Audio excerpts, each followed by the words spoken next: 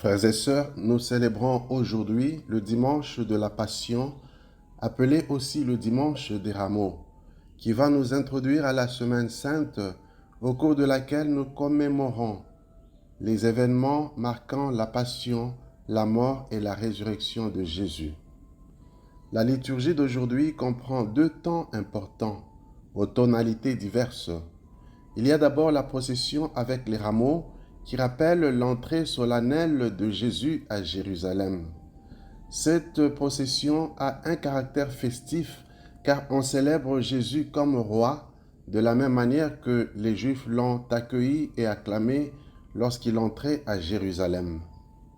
Le deuxième temps nous introduit dans le mystère de la passion et de la mort de Jésus qui, quelques jours après son entrée à Jérusalem, va être crucifié et mis à mort.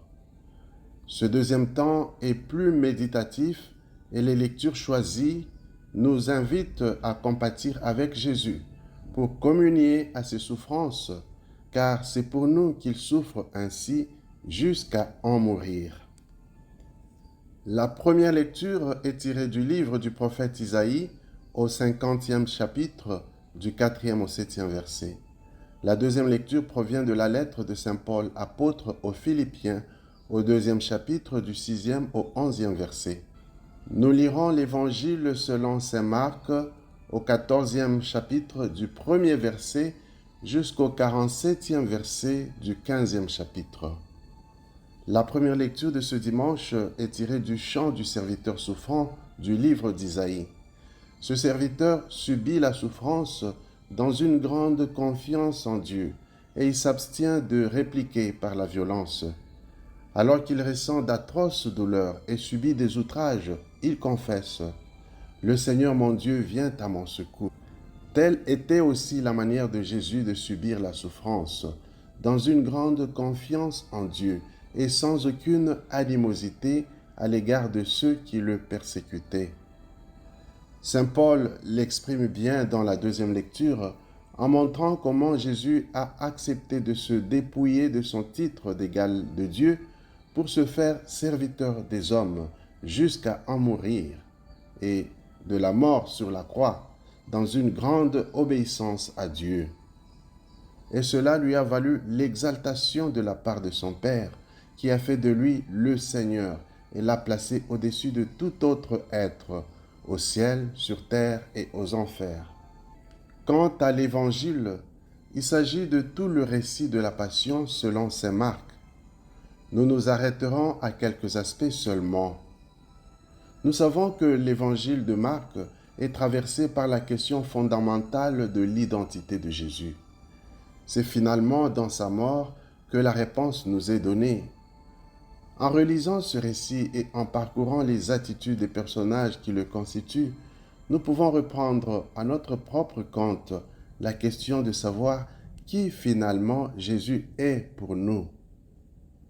Entendons-le nous poser cette question. Pour toi, qui suis-je? D'après le grand prêtre Caïphe, Jésus a blasphémé lorsqu'il a acquiescé qu'il était le Fils de Dieu. Paradoxalement, c'est un centurion païen qui confessera la divinité de Jésus en contemplant la manière dont il est mort. Quant à Pilate, il insistera pour que Jésus affirme qu'il était le roi des Juifs.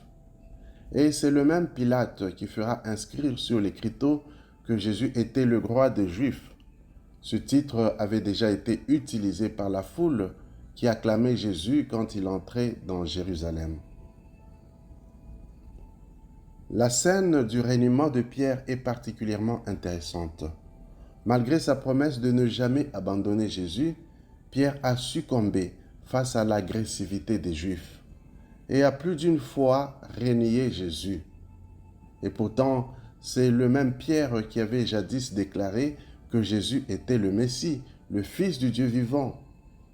Ainsi s'accomplissent les paroles de Jésus selon lesquelles l'esprit est ardent, mais la chair est faible. Pierre devait finalement comprendre, et nous aussi aujourd'hui, que l'intelligence spirituelle, l'amour et la fidélité envers Dieu sont des dons gratuits de la grâce de Dieu et non pas seulement le fruit de l'effort humain. Puisse le Seigneur nous donner le regard du centurion, afin que nous percevions à travers la passion et la mort de Jésus qu'il est vraiment le Fils de Dieu et le Roi de l'univers. Puisse-t-il aussi nous accorder la grâce et la force de tenir dans les épreuves sans le renier. Amen.